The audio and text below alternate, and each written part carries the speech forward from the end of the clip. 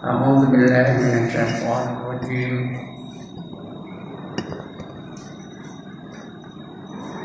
بسم الله الرحمن الرحيم إلى حضرة النبي محمد المصطفى رسول الله صلى الله عليه وسلم وإلى آله وصحبه أجمعين وإلى حضرات جميع الأنبياء والمرسلين عليهم الصلاة والسلام وإلى حضرات جميع الأولياء والصالحين وجميع المؤمنين والمؤمنات والمسلمين والمسلمات الأحياء منهم والأموات وإلى حضرات آبائنا وأمهاتنا وأجدادنا وجداتنا وعشيرتنا ومعلمينا ومن لهم حقوق علينا شهد الله لهم الفاتحة. أعوذ بالله من الشيطان الرجيم بسم الله الرحمن الرحيم الحمد لله رب العالمين الرحمن الرحيم مالك يوم الدين إياك نعبد وإياك نستعين اهدنا الصراط المستقيم صراط الذين أنعمت عليهم غير المغضوب عليهم ولا الضالين آمين. الحمد لله الذي أنعم علينا بالإيمان والإسلام والصلاة والسلام على أشرف الأنبياء والمرسلين وعلى آله وصحبه أجمعين. رب اشرح لي صدري ويسر لي أمري واحلل عقدة من لساني يفقهوا قولي. سبحانك لا علم لنا إلا ما علمتنا إنك أنت العليم الحكيم ولا حول ولا قوة إلا بالله العلي العظيم. أما tuan-tuan dan puan-puan yang dirahmati Allah sekalian, alhamdulillah setinggi-tinggi kesyukuran kita panjatkan kehadirat Allah Subhanahu wa taala. Kerana pada pagi ini masih Allah izinkan kita untuk berada dalam majlis yang paling mulia, di bulan yang paling mulia, di saat yang kita memuliakan kehidupan harian kita pula, iaitu berada dalam majlis ilmu. Kerana majlis yang paling mulia ialah majlis ilmu. Disifatkan oleh baginda Rasulullah SAW sebagai taman-taman syurga di dunia. Mudah-mudahan kita akan dapat syurga yang sebenarnya di akhirat. Lebih-lebih lagi kita sedang berada di bulan yang mulia, bulan Ramadan. Di bulan Ramadan ni tuan-tuan dan puan, yang membuat dosa dah, apa yang kita buat merupakan pahala. Jangan buat dosa dah. Tidur pun dapat pahala. Naumu shaimi ibadatun. Tidur orang puasa itu seperti orang beribadat. Jangan selawat, jangan baca Quran. Ada tidur mengeluh. Lebih-lebih keluar juga ayat-ayat libas ni. Tapi dapat pahala. Wasantuhu tasbihun. Dan diamnya seperti orang bertasbih. Padahal diam je, tak cakap apa-apa. Duduk menong je macam orang menyebut subhanallah, subhanallah, subhanallah. Nah, subhanallah ni tuan-tuan dan puan-puan, sekali sebut je pahalanya memenuhi langit dan bumi. 4 kalimah kata Nabi, ringan di bibir tapi berat pada timbangan. Itu yang pertama subhanallah, yang kedua alhamdulillah, yang ketiga la ilaha illallah, yang keempat Allahu akbar. Berat pada timbangan besok, ringan di bibir, senang menyebutnya. Ini dia diam je, tak sebut apa-apa, dapat pahala seolah-olah dia menyebut subhanallah, subhanallah, subhanallah, subhanallah. Nah, wa amaluhu mudha'afun. Kalau dia beramal lagi bagus. Mau semayang ke, mau baca Quran ke, mau selawat ke, mau zikir ke, apa sajalah hasil amal, dia ganda-ganda lagi pahala ni. Buat perkara sunat dapat pahala wajib di bulan ini. Buat apa-apa yang sunat dapat pahala yang wajib. Buat yang wajib digandakan pahala yang sunat 70 kali ganda. Kerana bulan ini Allah yang punya. Apa kata Allah dalam hadis qudsi? Kullu hasanatin bi 'ashrin amsalha ila 700 dhifin illa siyam fa innahu li wa ana ajzi bih. Setiap kebajikan yang dilakukan oleh hamba aku akan aku balas. Paling rendahnya, paling sikitnya, paling kudinya 10 kali ganda. 10 pahala. Boleh sampai 700 kali ganda. Itu di bulan lain. Bukan bulan Ramadan. Itu bulan lain, bulan Sya'ban, bulan Syawal, bulan Rabiul Awal dan sebagainya. Illa siyam, melainkan orang puasa di bulan Ramadan. Illa siyam, melainkan puasa. Fa innahu li, puasa itu aku punya, kata Allah. Allah yang memiliki bulan puasa itu. Ya. Fa innahu li wa ana ajzi bih, dan aku lah menentukan berapa banyak ganjaran aku nak bagi bagi orang yang puasa itu. Bukan 50, bukan 500, bukan 700, bukan 1000, kita tahu. Allah yang tahu. Nah, itu hebatnya di bulan Ramadan. Banyaknya pahalanya. Syaratnya dia menghayati Ramadan itu sungguh-sungguh. Nah, wa ana ajzi bih, aku lah menentukan berapa banyak pahala yang aku nak bagi. Wa du'a'uhu mustajabun, dan doanya dimustajab. Berarti mustajab itu on the spot. Dia kabul oleh Allah. Allah tunaikan on the spot, kejap-kejap itu. Namanya mustajab. Doanya dimustajabkan. Dan Rasulullah hajar kita pada itu. Doa di bulan Ramadan, khusus bulan Ramadan je. Apa doanya? Allahumma innaka afuwun karim, tuhibbul afwa fa'fu anna. Ya Allah, engkau adalah pengampun yang maha mulia. Kamu seronok benar mengampunkan dosa-dosa hamba-hamba kamu. Itu dah seronok benar, ampunkanlah dosa kamu. Dalam Ramadan selalu kita sebut itu ya. Kita tarawih lebih pada tu. Lepas dua rakaat tu. Nah, lepas kita wirid panjang tu.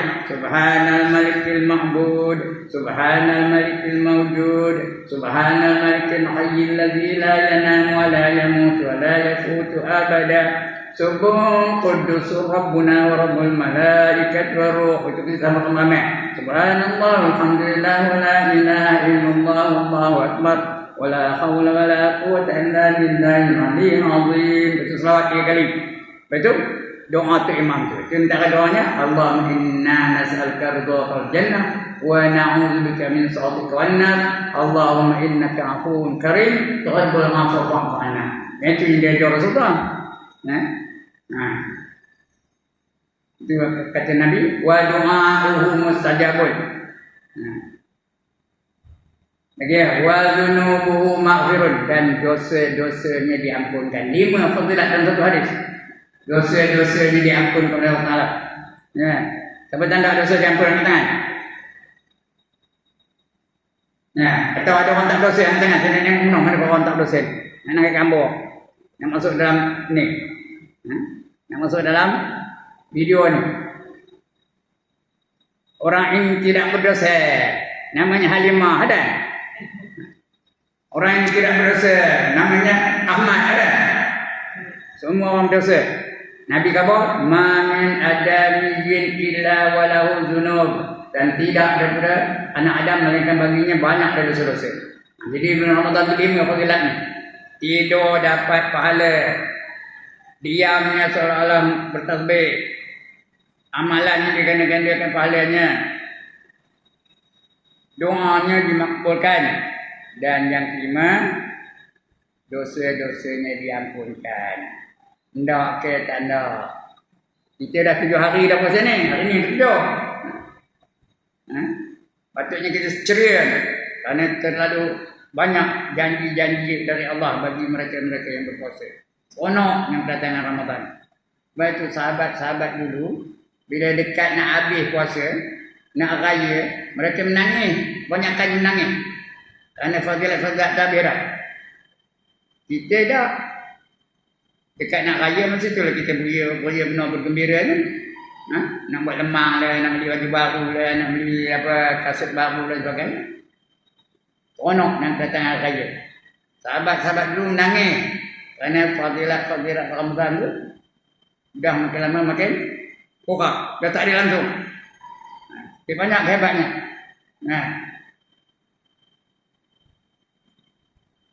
Bagi apa? Banyak hadis lagi tau tentang Ramadan ni. Lisa ini firhatan, kata Nabi. Lis-shaimi firhatan. Bagi orang yang puasa itu ada dua kegembiraan. Farhatun inda iftari wa farhatun inda liqa'i rabbi. Ada dua kegembiraan bagi orang puasa. Yang pertama, farhatun inda iftari. Kegembiraan ketika berbuka puasa. Ada orang teroyak nak buka puasa? Tuan-tuan dan puan-puan, ada orang menenung nangis. Tak ada apa buka puasa lagi dah. Sebab itu dia masa ketika buka puasa itu seronok. Sangat seronok. Itu di dunia ni. Nunggu-nunggu nah. Bila 10 minit je nak buka tu dah nunggu dah tengok jam. Bila ni dah. Anxious saja. Nunggu-nunggu kedatangan waktu buka puasa tu. Itu di dunia ni. Tapi lebih menggembirakan ialah di akhirat besok. Farhatun inda liqa'i rabbi. Kegembiraan kita ketika berjumpa dengan Tuhannya. Lagi gembira besok tau. Ketika berjumpa dengan Tuhan tu paling gembira. Itulah nikmat yang paling besar. Karena kita nak tengok Tuhan hanya di syurga, lain tak ada tempat. Lain tu tak bagi dia, Allah tak izinkan. Hanya di syurga saja Allah izin kita melihat wajah Allah. Di Ipoh ni tak dapat. Allah tak ada tapi tak dapat kita tengok. Di Kuala Lumpur tak dapat. Di England tak dapat. Di Amerika tak dapat. Hanya di syurga saja tempat kita dapat boleh melihat wajah Allah. Masa itulah paling gembira sekali. Gemilang muka kita, cemerlang muka kita, terbilang muka kita. Allah khabar Al-Quran ni. Wujuhun yawma idzin nadhirah ila rabbiha nadhirah. Ila rabbiha nadhirah. Wujuhun yawma idzin nadhirah. Pada hari itu muka-muka mereka berseri-seri. Ila rabbiha nadhirah. Dan kepada Tuhan mereka dapat menelik. Bukan tengok je, nelik, tengok betul.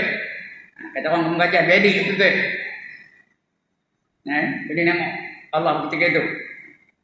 Itulah yang paling menggembirakan. Nikmat yang paling besar ialah nikmat dapat melihat wajah Allah. Nak tengok wajah Allah kena masuk syurga dulu. Kedua tak dapat. Di dunia ni tak dapat. Masuk syurga dulu. Nak masuk syurga dua syarat je. Yang pertama beriman, yang kedua beramal soleh. Itu janji Allah tu. Kalau tidak akan syurga. Walladzina amanu wa 'amilus sholihat ulaika ashabul jannah hum fiha khalidun, kata Allah ya. Dan mereka-mereka yang beriman dan beramal soleh, mereka itulah yang menjadi penghuni-penghuni syurga. Kekal mereka di dalamnya selama-lamanya. Dijanji Allah tu. Banyak lagi ayat lainnya yang menjanjikan orang yang beriman dan beramal soleh itu dengan syurga. Yang tadi apa lain?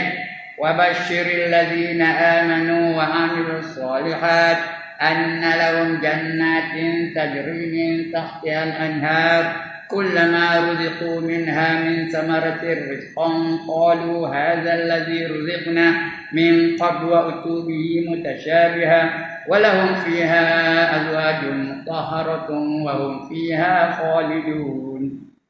Berilah berita gembira kepada mereka-mereka yang beriman dan beramal soleh bahawa bagi mereka itu syurga yang mengalir di bawahnya beberapa sungai. Setiap kali mereka diberi rezeki yang berbentuk buah-buahan, mereka kata ini serupa yang kami dapat di dunia. Nama serupa. Di dunia itu ada doayan, di syurga ada. Ada? Apa tak ada? Karena nikmat syurga itu 99% berbanding dengan nikmat dunia ni. Di dunia ni hanya ada 1%. Jadi doayan dunia ada, syurga ada? Ada. Apa ke doayan dunia dan doayan syurga? Tuan-tuan nak membaca apa ke? Lain. Dia dengan doayan dunia ni ada yang mangkuk, ada yang berulat, ada yang bonyok, ada yang masam. Yang syurga tu elok je, agaknya saya tak pernah masam kan. Tapi cantik sudah tekan di sini. Bidi yang boleh makan. Biasa. Nama siapa? Tapi hakikatnya tak sama. Walahum fiha azwajun mutahharatun wa hum fiha khalidun. Dan mereka ini dapat pasangan-pasangan yang sentiasa suci dan kekal mereka di dalamnya selama-lamanya. Itu nikmat syurga. Paling besar nikmat di syurga ialah dapat melihat wajah Allah. Itulah paling gembira, menggembirakan bagi orang-orang yang puasa ya. Alright, itu mukadimahnya. Untuk pagi ini kita sambung bacaan kita. Nah, tajuk yang nak kita baca ni separuh dah kita baca dulu. Iaitu perihal haram, syubhah dan baik. 3 tajuk. Haram, syubhah dan baik. Haram maksudnya benda yang dilarang oleh Allah Taala. Benda makan umpamanya haram. Pakaian haram. Perbuatan yang haram. Haram maksudnya dibuat dapat dosa, ditinggalkan dapat pahala, kedudukannya mesti ditinggalkan. Itu haram. Yang kedua syubhah. Syubhah itu artinya samar-samar. Tak tentu halal ke haram ke. Nak dikatakan halal, takut ada unsur najis dalamnya. Nak dikatakan haram, benda itu benda suci. Jadi tak tentu. Kita tak tahu. Boleh jadi halal, boleh jadi haram. Itu namanya syubhah. Baik, ya itu baik itu yang betul, yang bagus kan. Rezeki yang baik, garanti halal dan berkhasiat. Itu yang baik ya. Jadi 3-3 itu kita nak kena. Benda haram, benda yang dilarang oleh Allah Taala. Jangan makan. Atau curi jangan makan. Pakaian curi jangan makan. Atau rompakan jangan makan. Rasuah jangan makan artinya. Atau haram. Berdosa. Syubhat tak tentu. Itu tak nampak. Tapi tak nyata sama ada haram atau halal. Nak dikatakan haram, takut benda itu suci tak ada apa-apa. Nak dikatakan halal, ada pula unsur najis dalamnya. Atau penerima sumber rezeki itu kita tahu, rasuah ke, riba ke, kita tahu. Itu yang syubhat. Kalau tahu lain, kalau tahu dia kira haram dia. Ini tak tahu. Itu namanya syubhat. Yang ketiga yang baik. Yang baik itu memanglah udahlah bagus, berkhasiat betul. Yang baik ya. Kita dah baca sahur daripadanya. Untuk pagi ini kita sambung lagi. Bermula dengan hadis yang sudah kita baca minggu sudah. Sambung lagi. Kerana penerangan hadis ni baru nak cerita pagi ni. Ya. Hadis ada dah tu. Jambi mana ada. Barang siapa membeli suatu pakaian dengan harga 10 dirham. Jumpa tak? Tapi tak jumpa kan? Itu hadis yang kita dah baca minggu surah. Siapa membeli suatu pakaian dengan harga 10 dirham, 10 ringgit lah. Dia perak 10 dirham. Bukan 10 dinar, 10 dinar banyak. 1 dinar tu lebih 200 ringgit sekarang ni. Ini 10 dirham. Di antaranya 1 dirham yang haram. Dari 10 dirham tu ada 1 dirham yang haram. Ringgit yang haram. Nascaya Allah tidak akan menerima daripadanya satu semayang pun. Dia semayang tak terima dari Tuhan. Tuhan tolak. Batal semayang. Tak dapat pahala. Selagi pakaian itu masih membungkus tubuhnya. Dia pakai pakaian tu tak terima Tuhan semayang. Kalau ada 1 dirham. 1 dirham tu dia ringgit je. Pakaian tu bawa semayang. Tak terima dari Tuhan. Tuhan reject. Tuhan tolak. Jadi biar yang kita pakai itu semua halal pakai. Jangan ada sikit pun unsur haram. Jangan ada cuba sikit pun. Duit yang kita beli pakaian tu jangan ada ragu-ragu. Biar riba ke, biar rasuah ke, biar curi ke, jangan. Cuba pakaian, makanan pun itu juga. Ini apa kata pengarang tu? Ini baru 1/10. 1 dirham daripada 10 dirham. Harga pakaian tu 10 dirham. Ada 1 dirham je yang haram. Itu tak terima dari Tuhan. Maknanya 1/10. Ya 1/10. Dan harganya yang dikatakan haram. Bukan 10 dirham tu haramnya ada. Baru 1 dirham je. Jadi mana 1/10 yang haram tu. Itu pun tak terima Tuhan. Betapa kalau 10 dirham tu haram lagi. Tetapi bagaimana pula jika semua harganya yang haram tentulah balasannya lebih berat lagi. Lagi berat haramnya. Seterusnya, pakaian itu digunakan hanya untuk menutup jasad yang lahir saja. Tetapi bagaimana pula dengan makanan? Makanan lagi teruk ya. Bagaimana pula dengan makanan yang tugasnya untuk memuaskan kehendak jasad. Jasad ni nak makan, nak berkhasiat, nak tenaga. Tapi datang dari sumber yang haram atau sumber yang syubhat.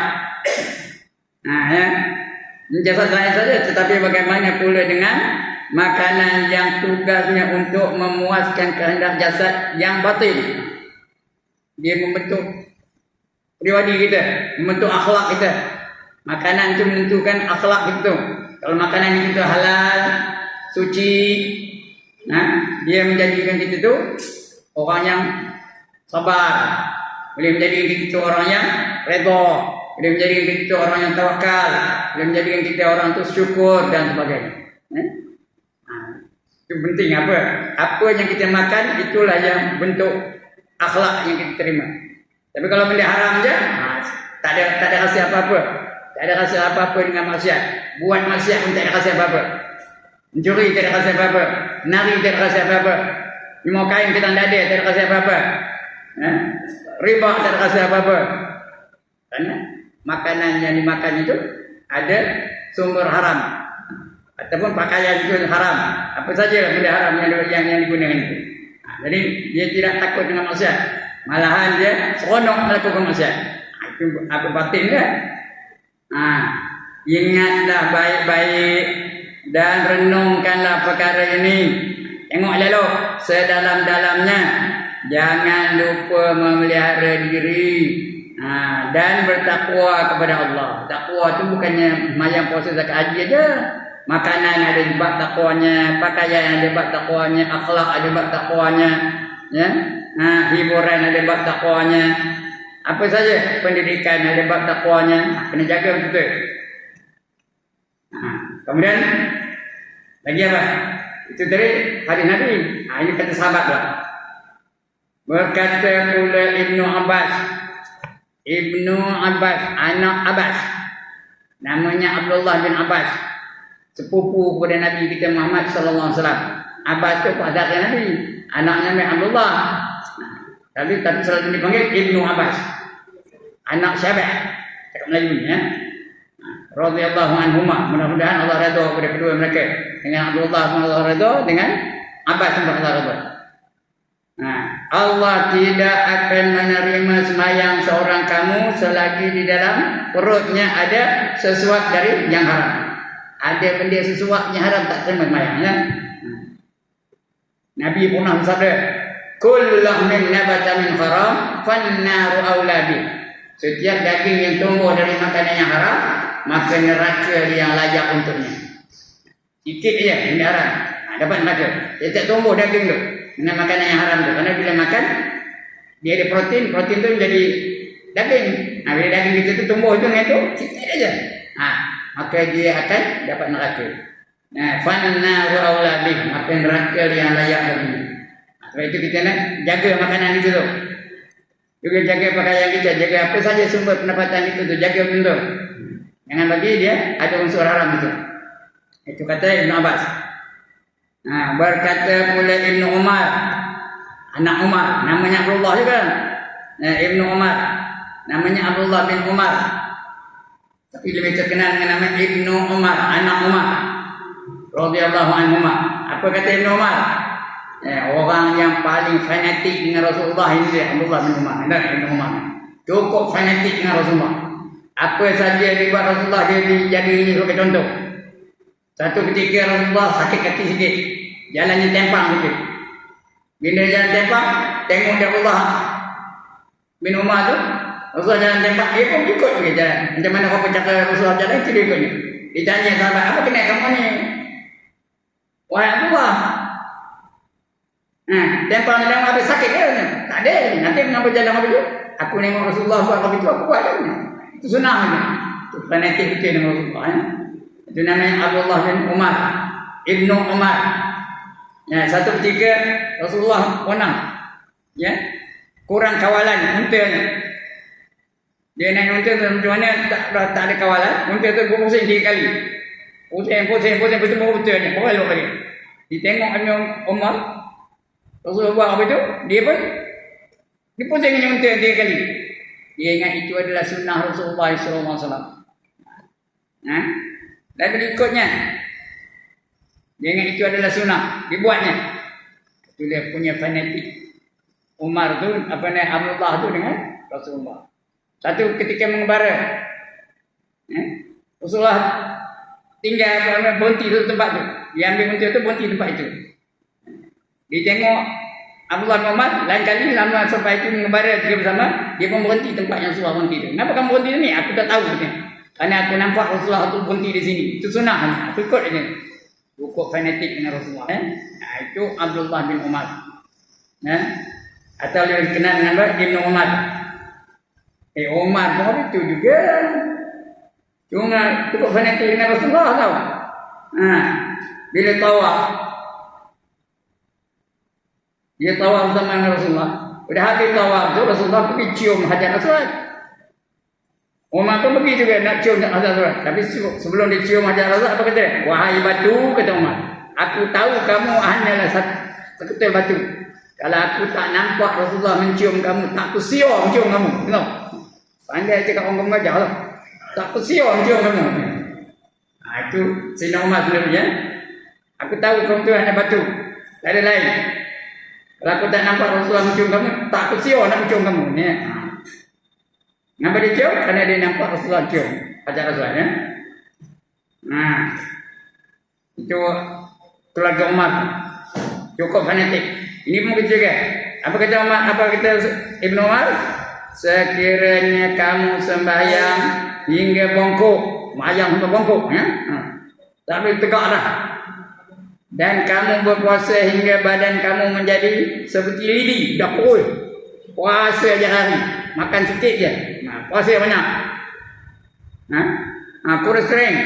Tidak akan diterima semua itu dari kamu, melainkan amalan yang dibuat dengan warna. Artinya tak ada buat yang haram, tak ada buat yang syubhat, yang halal, yang buat yang baik dia buatnya. Itu kan warna. Berarti warna tu meninggalkan sebahagian daripada yang halal kerana takutkan haram. Itu warnanya. Meninggalkan sebahagian daripada yang halal. Benda tu halal. Macam tofu. Halal, apa haramnya? Yang memprosesnya orang kafir.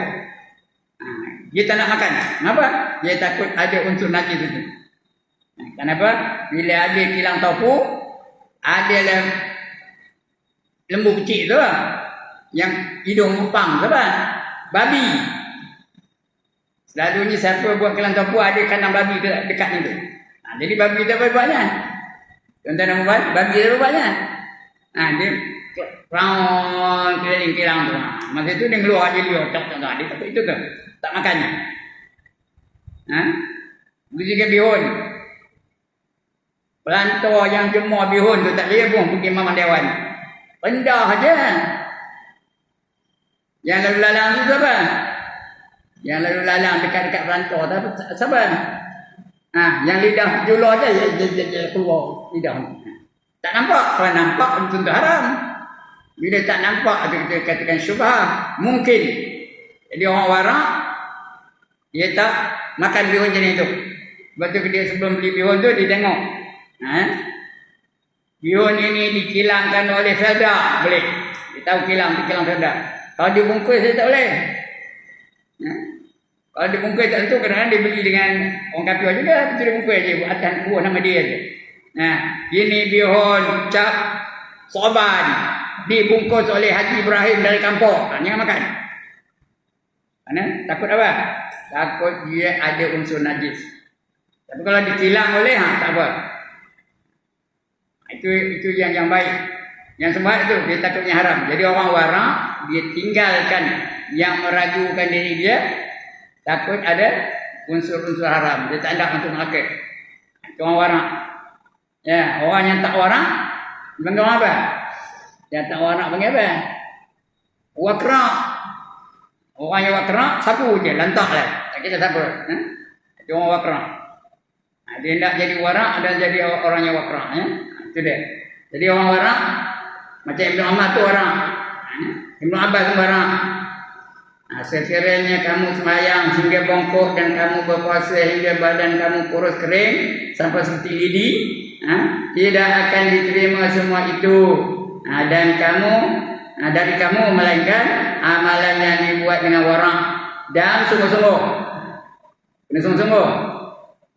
Di dalam kitab Taurat yang ada tersebut, yang kitab Taurat tersebut, sesiapa yang tidak menghiraukan dari mana sumber makanannya, nescaya Allah Ta'ala tidak akan menghiraukan pula. Allah tak peduli dari pintu mana dia akan dimasukkan ke dalam neraka. Bukan juga nak masuk neraka mana? Lentak lah. Neraka ada berapa? Tuan-tuan dan puan, neraka ada berapa? 7. Yang pertama Jahannam. Sebut betul, Jahannam. Jangan Jahannam, tak betul. Jahannam. Yang kedua Jahim. Yang ketiga Saqar. Yang keempat Sa'ir. Sa'ir dia bukan syair, syair lain. Sa'ir. Yang kelima Hutamah. Yang keenam Hawiyah. Yang ketujuh namanya Lazar. Maksud itu sebab kita bila lepas mayang tu, kita doa dia Allahumma ajirna minan nar. Berapa kali? Berapa kali tuan-tuan dan puan? 7 kali. Kenapa 7 kali? Minta lepas daripada neraka yang 7 tu. Kali pertama Allahumma ajirna minan nar, ya Allah jauhkanlah kami daripada neraka Jahannam. Kali kedua Allahumma ajirna minan nar, jauhkanlah kami daripada neraka Jahim. Kali ketiga Allahumma ajirna minan nar, kita minta jauhkan daripada neraka Saqar. Kali keempat disebut Allahumma ajirna minan nar, jauhilah kami daripada neraka Sa'ir. Kali kelima disebut Allahumma ajirna minan nar, jauhilah kami daripada neraka Hutamah. Yang keenam, jauhilah kami daripada neraka Hawiyah. Yang ketujuh, jauhilah kami daripada neraka Lazar. Itu 7 kali tu. Supaya lepas daripada 7 neraka. Kerana kalau dia makan benda yang haram, kata dia Ibn Umar tadi, dalam Taurat tu, tak, Allah tak cerita, Allah tak hirau yang masuk dalam pintu mana pun, dalam neraka. Yang masuk neraka Jahannam pun lantaklah Tuhan dia ni. Itu dia nak masuk neraka Jahim, Tuhan dia je. Nak masuk ke neraka Saqar, Tuhan dia je. Itulah seterusnya. Mana-mana lah. Kerana dia tak jaga makanannya, tak jaga halal haramnya. Berkata Sufyan As-Sawri, seorang ulama, itu Sufyan As-Sawri namanya, rahimahullah ta'ala. Perumpamaan orang yang membelanjakan hartanya yang haram dalam ketaatan pada Allah, laksana orang yang menyucikan baju yang bernajis dengan air kencing. Dia basuh baju dengan air kencing. Macam itulah. Kelihatan macam suci, tapi sebenarnya tak suci. Macam suci air kencing macam air biasa lah. Rupanya air kencing. Kita ingat suci lah kan. Tambah kalau hantar dobi mana suci benar rupanya. Tapi sebenarnya tak suci. Bawa semayang, tak sah semayang. Kerana ada najis. Macam itulah ibaratnya. Laksana orang menyucikan baju yang bernajis dengan air kencing. Tentulah perbuatan itu tidak akan menyucikan baju itu, malah menambahkan lagi najisnya. Tambah najis dulu, takkan suci dengan air kencing. Jadi nak mencuci baju itu mesti dengan air yang suci, dengan air najis. Kemudian apa lagi? Berkata Ibnul Mubarak, seorang ulama lain, rahimahullah ta'ala, menolak 1 dirham yang ada syubhat adalah lebih dicintai Allah daripada bersedekah dengan 100,000 dirham. Satu orang sedekah 100,000 dirham, tak tahu baik ke haram ke 100,000 tu. Yang ini menolak orang nak bagi rasuah 1 dirham je. Itu lebih baik daripada bersedekah 100,000 dirham. Kemudian ditambah lagi dengan 100,000 yang lain. Ada 200,000 lah. 200,000 dirham sedekahnya. Dia menolak yang 1 dirham tadi lebih baik. 100,000 yang lain. Kira itu. Kemudian 300,000 lah. Hingga ia kira 600,000 dirham. Habis sampai 600,000 dirham. Ditolak. Kalau dia dapat menolak, orang nak bagi benda haram sebanyak 1 dirham dia. Itu lebih baik. Menolak 1 dirham. Kata dia jadi membarangnya. Menolak 1 dirham yang ada syubhat. Kita tahu duit baik ke, duit syubhat ke, halal ke haram kita tahu. Jadi menolak itu lebih baik. Orang warak ditolak, orang wakrak pandai. Kemudian apa lagi kata orang lain? Mula ayat Quran kita dah baca, betul hadis Nabi dah baca, betul para sahabat dah baca. Ini yang ulama-ulama selain daripada mereka itu. Berkata Sahih bin Abdullah As-Sawri, macam Sufyan As-Sawri dia, ini ayat Bukhari saya kata As-Sawri. Rahimahullah, barang siapa memakan yang haram, maka seluruh anggotanya akan bermaksiat. Bila makan yang haram itu tangan maksiat, mata maksiat, lidah maksiat, telinga maksiat, kaki maksiat, perut maksiat, kemajuan bermaksiat saja. 7 anggota itu. Kalau ada benda haram juga, maka seluruh anggotanya akan bermaksiat.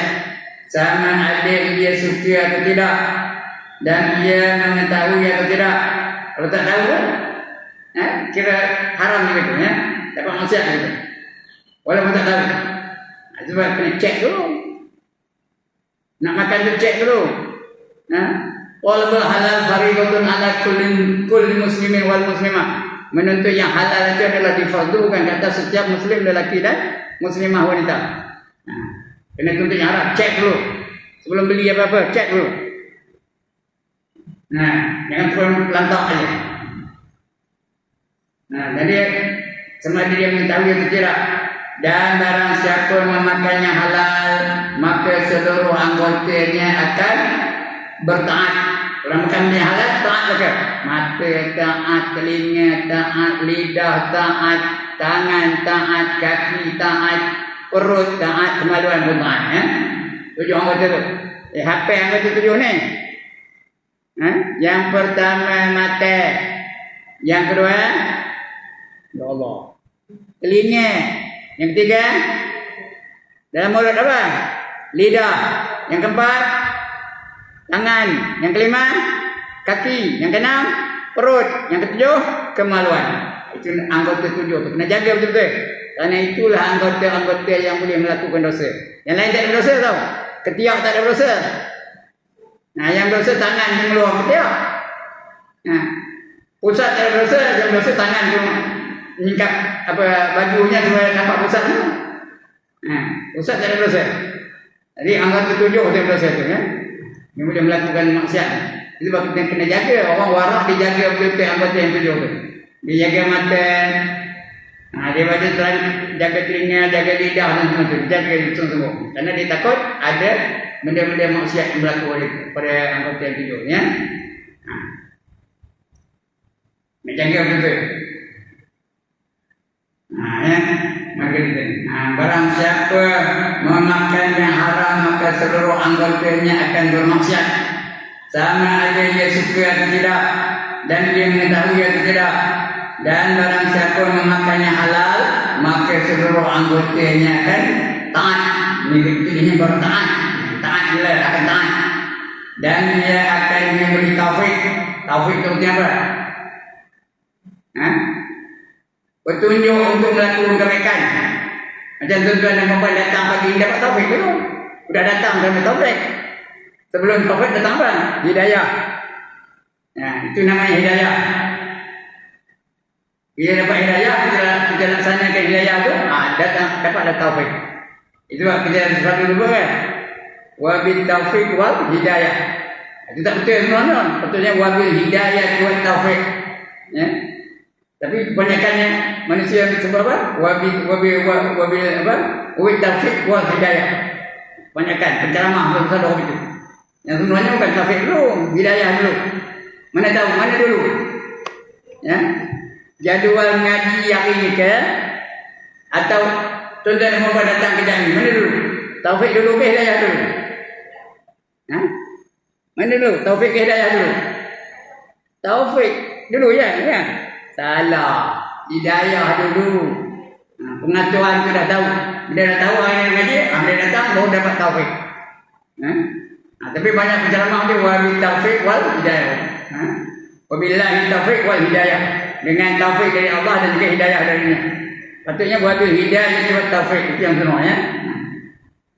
Ada seorang aja pemain juru hebat radio. Dia mengatakan wabillahi hidayah wal taufik. Ada seorang je. Yang dalam radio IKIM lah. Jadi lain saya tak pernah dengar pun. Saya ke mana pergi radio IKIM je dengar. Ada seorang je. Bila dia nak habis tamat apa namanya siaran itu, ada nak sebelum bagi salam tu wabillahi hidayah wa taufik. Dengan izin Allah yang memberi hidayah juga dengan taufiknya. Lepas tu bawa bagi salam. Wassalamualaikum warahmatullahi wabarakatuh. Soal. Namanya Mona Jasman. Juru hebat radio IKIM ya. Dia seorang tu. Yang lain tak ada semua. Wabillahi taufik wal hidayah. Taufik dulu wal hidayah. Yang sebenarnya itu terbalik tu. Apalah. Tapi itu dari segi sebutan je. Bukannya dosa pahala pun ya. Itulah. Apa kata dia? Sahil bin Taurat. Tustari. Sahil bin Abdullah Al-Tustari. Kena Saudi jadi salah saya. Rahimahullah. Barang siapa memakannya haram, maka seluruh anggotanya akan bermaksiat. Sama ada dia suka atau tidak, dan dia mengetahui atau tidak. Dan barang siapa memakannya halal, maka seluruh anggotanya akan bertaat. Berbuat taat. Dan dia akan diberi taufik untuk membuat kebajikan sebanyak-banyaknya. Para salaf, apa itu salaf? Orang dulu-dulu yang panggil salaf. Iaitu zaman Rasul, zaman sahabat, zaman tabi'in dan zaman tabi'ut tabi'in. Itu namanya salaf. Sekitar 300 tahun lepas Rasulullah. Zaman itu panggil salaf. Zaman yang dulu-dulu. Atau lebih terkenal dengan nama salafus soleh. Salafus soleh. Salaf as-soleh. Karena Nabi kata khairul qurun qarni. Sebaik-baik kurun ada kurun aku. 1 tahun zaman Rasulullah. Summal ladzina yalunahum. Kemudian kurun yang mengiringi kurun aku. Artinya 100 tahun lepas itu. Jadi bawah tahun lah. Tadi kurun Rasulullah 1 tahun. Itu kurun yang mengiringi Rasulullah 1 tahun lagi. Nombor 200 tahun. Sekali lagi Rasul sebut summal ladzina yalunahum. Kemudian kurun yang mengiringi kurun aku. Artinya 300 tahun. Itu dipanggil salafus soleh. Orang zaman yang dulu-dulu yang majoritinya soleh-soleh mereka. Zaman itu. Zaman Rasulullah, zaman para sahabat, zaman tabi'in, zaman tabi'ut tabi'in, itu dipanggil salafus soleh. Zaman itu tuan-tuan dan puan-puan, sembahyang sunat mereka pun satu hari itu malam tak kurang daripada 100 rakaat. Main sunat je 100 rakaat. Rasul tak ada buat langsung. Yang makruh pun tak buat, itu zaman itu. Itu yang sebaik-baik. Kata Nabi khairul qurun, sebaik-baik kurun. Itu zaman salafus soleh. Itu zaman Nabi Muhammad lah ya, bukan Nabi lain. Kemudian para sahabat, bil-bil sahabat yang dijamin syurga tu seperti Khalifah Rashidin tu, Abdul Rahman bin Auf, betul apa lagi? Abu Ubaidah, Abu Huzaifah dan sebagainya. Sa'ad bin Abi Waqqas. Itu yang sebaik-baik itu zaman sahabat. Kemudian zaman tabi'in. Tabi'in itu artinya mereka hidup bukan zaman Rasulullah, tapi mereka ada di zaman para sahabat. Tabi'in namanya. Zaman tabi'in. Selepas sahabat. Kemudian lepas itu dipanggil tabi'ut tabi'in, tabi'at tabi'in. Jadi dia mereka tak bersama dengan sahabat, tak bersama dengan Rasulullah, tapi bersama dengan tabi'in. Zaman tabi'ut tabi'in, pengikut Ya, pengikut daripada tabi'in. Itulah yang terbaik itu. 300 tahun Ibnu Salih.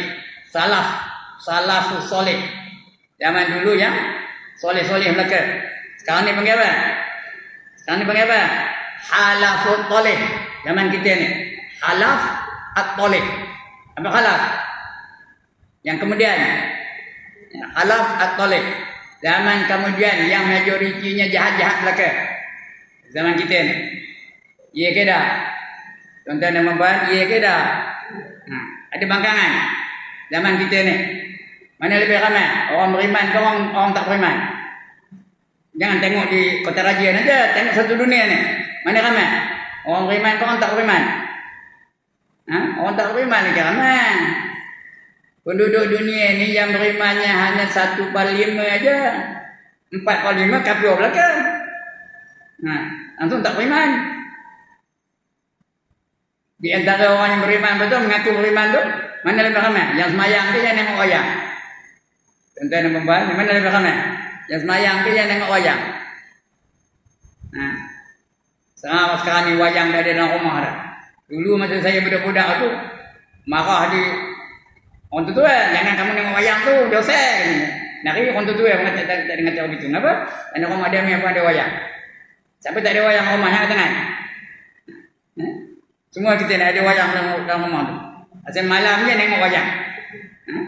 Pendekar punya lapuk lah, musang janggut lah, Charlie Chaplin lah, Three Stooges lah, kau ketawa je ya. Itu halafut boleh. Lagi mana ramai? Orang yang berjihad di jalan Allah ke orang yang jahat? Orang yang berjihad ke orang yang jahat? Mana ramai? Orang yang jahat tu ramai. Tak percaya masuk penjara. Punyalah ramai. Tak kira gulungan apa. Saya pernah masuk penjara tau. Kalau ada menengok, apa salah ustaz yang masuk penjara ni? Saya masuk penjara bukan kerana jadi banduan. Saya masuk penjara itu kerana pergi dijemput berceramah dalam penjara. Nun taparut tu. Bila masuk aja, ya Allah, berjembik. Tahu berjembik? Macam ulat. Macam ramai. Yang pandai suara sedap baca Quran ada. Sebelum saya ceramah tu dipanggil satu orang, Qori. Saya ingat Qori dijemput dari luar, rupanya dia pembanduan. Punyalah sedap suaranya. Menerin-nerin suaranya. Saya ceramah Maulid Rasul ketika itu. Jadi yang ramai, lelaki ramai, perempuan ramai. Orang tua pun ada, orang muda lagi ramai. Jadi mana? Mana yang ramai? Orang berjihad ke orang jahat? Orang jahat juga ramai. Dan sebagainya. Itu dipanggil halafut talib. Halaf at-talib. Ramai kemudian yang majoritinya jahat-jahat mereka. Yang itu tanda tu kita nak salafus soleh kalau boleh kita tiru salafus soleh. Baik. Para salaf rahimahullah ta'ala pernah berkata, jika anda makan apa saja yang anda dapat, nescaya seperti itu juga anda akan beramal. Buat yang makannya halal saja, dia akan beramal dengan amal yang soleh, akan beramal dengan amal yang bagus, amal yang terima Allah Ta'ala. Tapi kalau makan benda yang halal, benda yang haram, tak nak benda yang halal, benda yang haram makan mie haram, kuciau haram, roti haram, biskut haram, minuman haram. Kita nak buat maksiat ni, ponok je buat maksiat, ponok je nari, ponok je nyanyi, ponok je karaoke dan sebagainya. Kerana itu kelakuan kita tu ditempa oleh apa yang kita makan. Tu keadaan kita tu ditempa oleh benda yang kita makan. Tapi orang salaf dulu dijaga semua makanan. Jika anda makan apa saja yang anda dapat, nescaya seperti itu jugalah anda akan beramal. Kalau makan yang halal-halal lagi, yang baik-baik lagi, amal soleh saja. Kalau makan benda yang haram, itu amal juga, tapi amal jahat. Nari dia, minum arak dia, berjoget dia. Macam amal jahat yang lain, ya. Ni mau kain kita dada dia dan sebagainya. pada pendapatku, ini pendapat pengarang kita ni ya. Siapa pengarang kita? Syekh Abdullah Al-Haddad. Ya, matanya buta tapi hatinya tak buta. Mata kepala yang buta tapi mata hati yang tak buta. Nama Syekh Abdullah Al-Haddad. Pada pendapatku, orang yang memakan dari yang haram dan dari yang syubhat, meskipun pada lahirnya ia telah membuat ketaatan, lahir ketaat sembahyang lah, puasa lah, maka semua ketaatan itu tidak akan diterima oleh Allah Ta'ala. Kalau dia puasa pun tak terima di Tuhan. Puasa ni ada 3 peringkat tuan-tuan dan puan. Yang pertama, puasa orang awam, puasa kita lah. Dia hanya puasa menahan makan dan minum, menahan perkara-perkara yang batalkan puasa saja. Yang lain dia tak puasa. Mata tak puasa, telinga tak puasa, lidah tak puasa, kaki tak puasa, tangan tak puasa. Dia hanya tak makan, tak minum, tak melakukan jima dengan isterinya, dan tidak melakukan benda-benda yang membatalkan puasanya. Itu puasa orang awam. Yang ramai yang puasa awam lah. Betul Rasulullah khabarnya. Apa kata Rasulullah? Kam min sha'imin laisa lahu min siyamihi illa al-ju' wal 'atash. Berapa ramai orang yang puasa, tiada puasa baginya melainkan lapar dan dahaga. Yang ramai kata Nabi. Nabi ngapa ni? Kalau tak nak puasa awam, kena angkat sedikit. Tingkat sedikit. Dia panggil ke puasa yang kedua, yang berapa? Khawas. Puasa al-khawas. Puasa khawas itu puasa yang terpilih. Iaitu di samping dia meninggalkan perkara yang membatalkan puasa yang zahir-zahir itu, matanya juga puasa, telinganya juga puasa. Mata dia tengok benda yang baik-baik, dia tak tengok benda haram. Telinganya puasa, dia dengar benda yang baik-baik je. Dengar orang ngaji, dengar orang baca Quran, dengar orang selawat, dengar orang zikir, itu aja telinganya. Tak ada dengar orang nyanyi, tak ada dengar orang joget, tak ada dengar orang orang mengumpat, tak ada dengar lagi. Yang ketiga, lidahnya pun puasa. Lidahnya tak ada berdusta, tak ada mengumpat, tak ada maki orang, tak ada menghina orang dan sebagainya. Itu lidah. Puasa juga. Lidah pun puasa juga. Tangan pun puasa juga. Tak ada mencukur benda-benda yang haram. Tak ada mencapai benda-benda yang syubhat pun tak capainya. Kaki tidak pergi pada tempat-tempat yang haram. Perut yang masuk dalam tak ada masuk perut lah. Dia puasa tak ada masuk apa pun perut. Ya. Nak tengok dia buka puasa macam mana.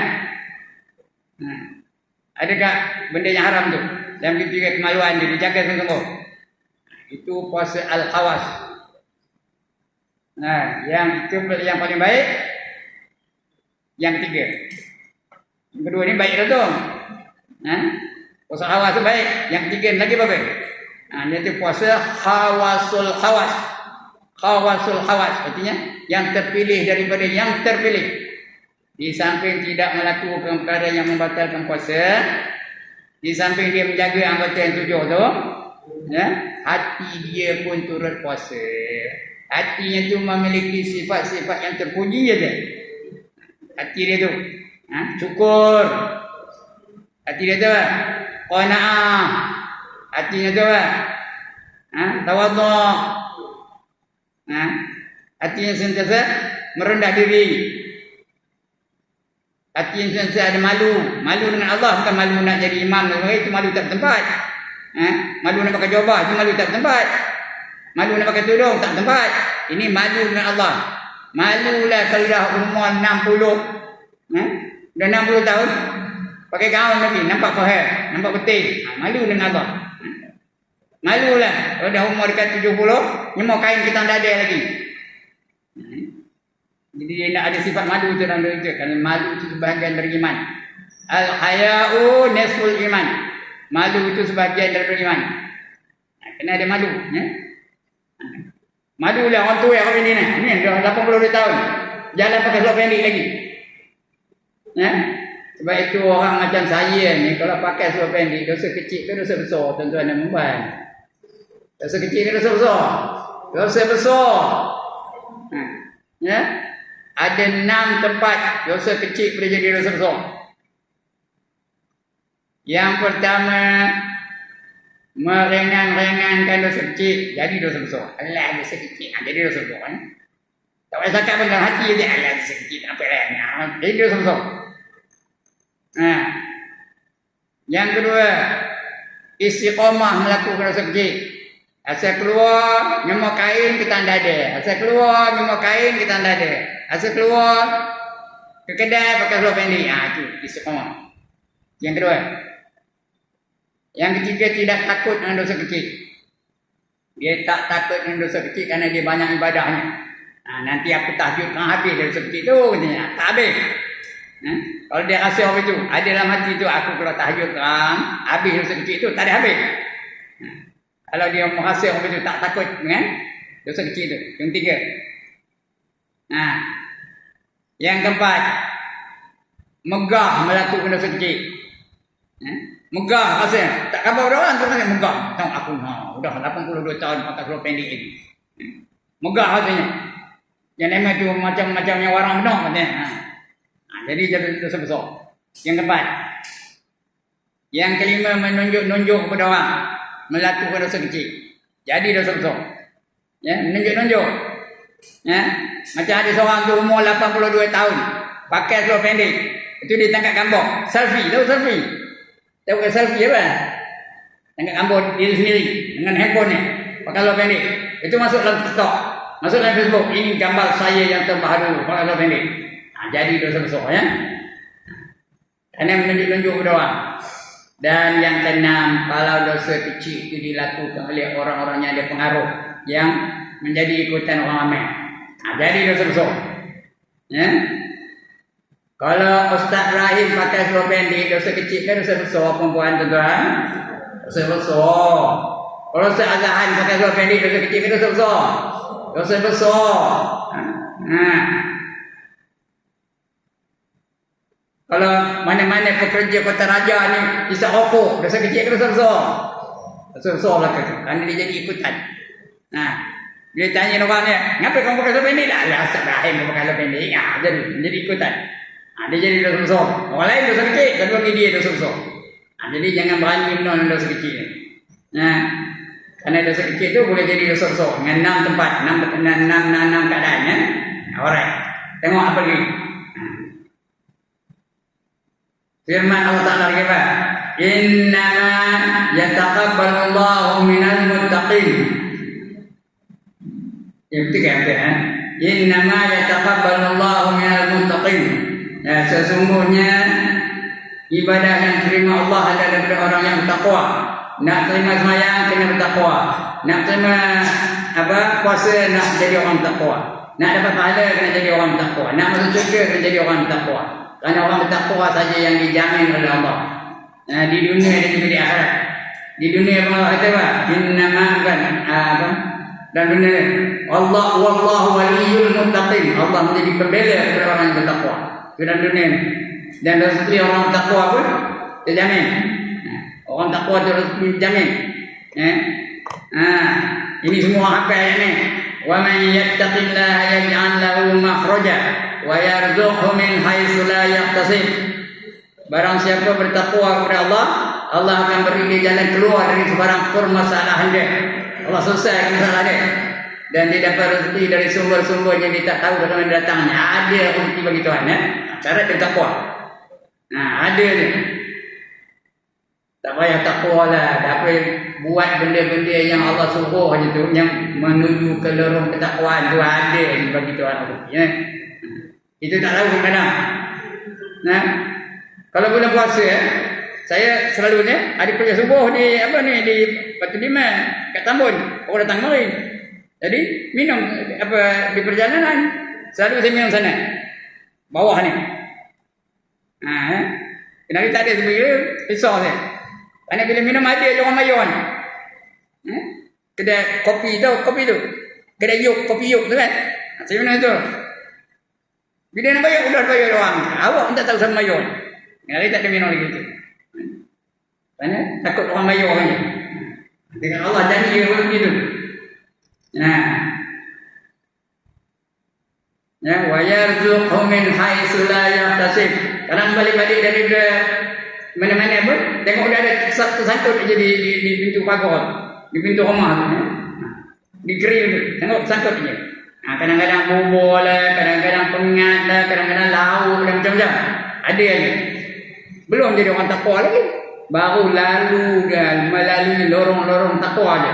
Udah apa lagi ya? Baik. Innama yataqabbalullahu minal muttaqin. Kemudian apa? Sabda Nabi, innallaha tayyibul la yaqbalu illa tayyiban. Innallaha tayyib la yuqbalu illa tayyiban. Sesungguhnya Allah itu baik. Tiada menerima melainkan yang baik-baik aja. Allah tu baik, dia menerima yang baik-baik. Mayang dia baik, puasa dia baik, akhlak dia baik. Lagi apa? Percakapan dia baik. Dengan kawan-kawan dia baik, dengan ibu bapa lagi mesti baik. Dengan suami kena baik, dengan isteri kena baik. Dan Allah suka pada yang baik-baik ya. Baru terima Tuhan. Sesungguhnya Allah itu baik, tiada menerima melainkan yang baik saja.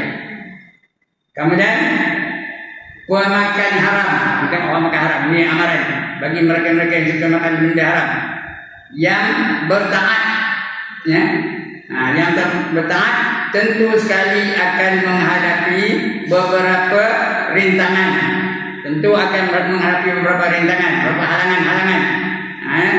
Lahir dan batin, sehingga merosakkan pula semua ketaatan tadi. Habis semayang tak dapat pahala kerana dia benda makan yang haram je, benda haram je, buat yang haram, macam makanan yang haram, pakaian yang haram, apa saja benda haram, gaji haram dan sebagainya. Walaupun dia buat taat, tak terima Tuhan. Ada je rintangan-rintangan lahir dan batin, sehingga merosakkan pula semua ketaatannya. Penat dia sembahyang, penat dia puasa, penat dia nutup aurat dan sebagainya. Tak dapat apa-apa.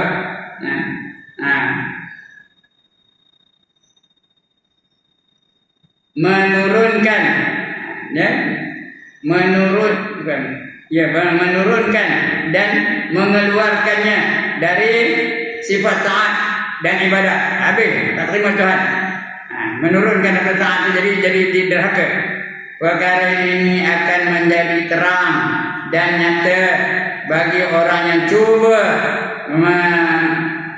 menelitinya ataupun cuba memerhatikan pada diri sendiri.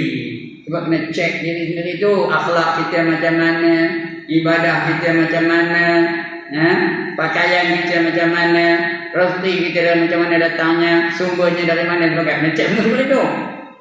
Kalau tidak, diterima Tuhan. Kalau tidak, penat. Berapa ramai orang yang puasa tiada puasa baginya melainkan lapar dan dahaga. Berapa ramai orang yang semayang tiada semayang baginya melainkan penat dan lelah. Kenapa? Kena cek balik. Semayang kena cek. Bacaan macam mana, gerak-gerik dalam semayang macam mana. Yang banyak masalah macam apa? Tarik akhir. Yang banyak. Bukan sini lah, tempat lain.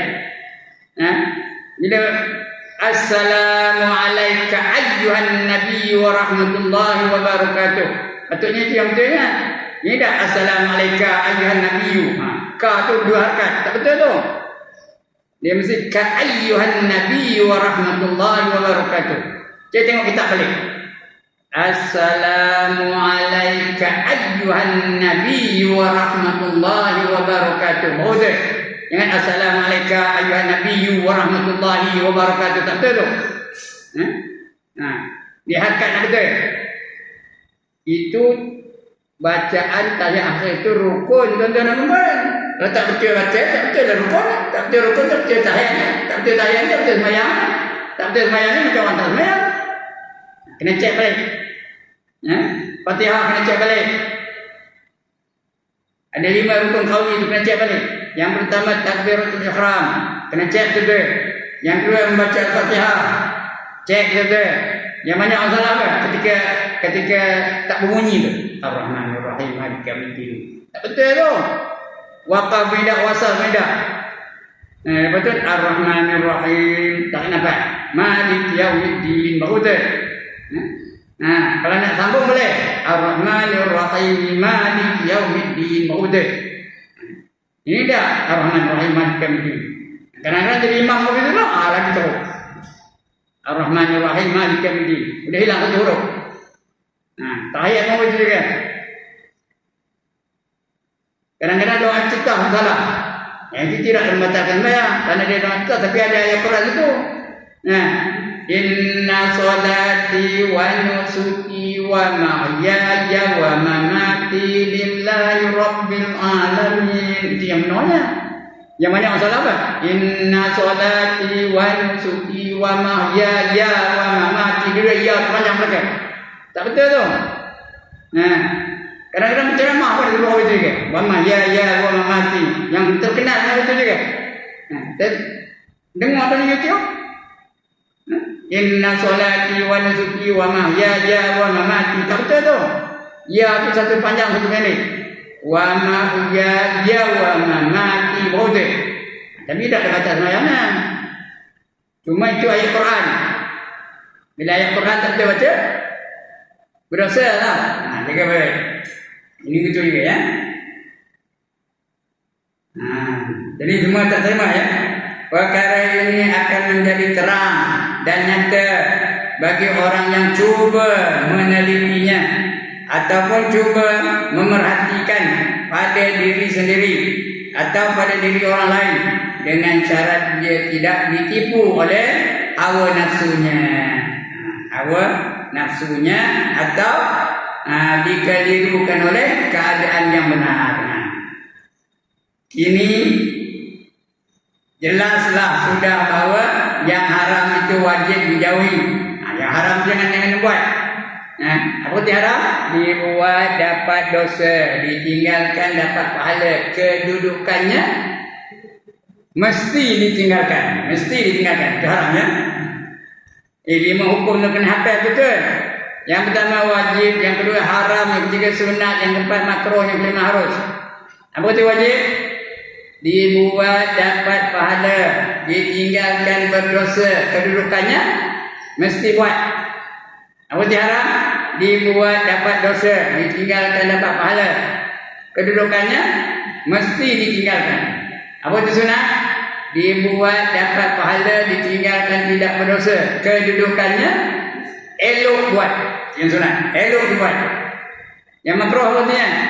Dibuat tidak berdosa, ditinggalkan dapat pahala. Kedudukannya elok ditinggalkan. Harus artinya dibuat atau ditinggalkan tidak berpahala dan tidak berdosa. Tepuk dada tanya silakan. Nak buat pun sila, tak nak buat pun sila. Itu 5 hukum tu. Ya, kena bertindak sewajarnya. Kemudian kini jelaslah sudah bahawa yang haram itu wajib dijauhi. Dalam segala hal, apa saja benda haram, pakaian ke, perbuatan ke, makanan ke, akhlak ke yang haram, jangan buat. Dan keadaan harus memelihara diri daripadanya dengan apa cara sekalipun. Akan datang kita baca bimbang terhadap syubhat. Itu akan datang ya. Untuk pagi ini cukup sekarang itu. Sudah 11.30 dah. Ada sejam lah. Oi, 1 jam 8 minit 32 saat. 1 jam 8 minit 32 saat. Cukup itu ya. Okey, sebelum saya tutup, ada siapa-siapa nak bangkang? Has anybody got any objection? No objection. Diamlah kan? Has anybody got any question? Ada siapa-siapa nak tanya? Angkat tangan. Tak ada? Alhamdulillah. Banggalah saya. Kenapa bangga? Dapat murid-murid yang bijak-bijak.